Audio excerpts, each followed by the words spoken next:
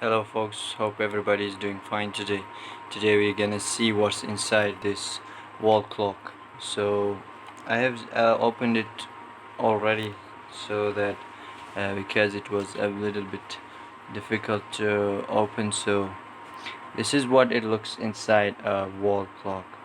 So they have these grills that turn on and on, turn it.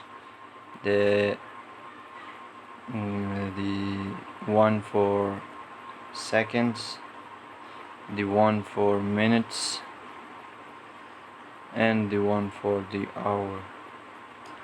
It's right here.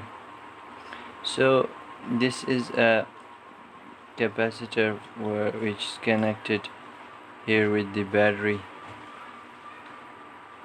below here, folks. So the battery that goes here is connected here, and then there is a capacitor here and a coil. This is a coil here that is connected with the battery, which powers the battery, and these things move, so that these things move, and they can the seconds and the hours are turned. So this is how it works, folks.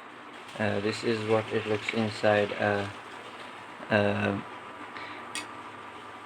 clock, wall clock. So thank you folks, hope you like the video. If you like the video, just hit the like button and subscribe to the channel. Everywhere Science. Thank you.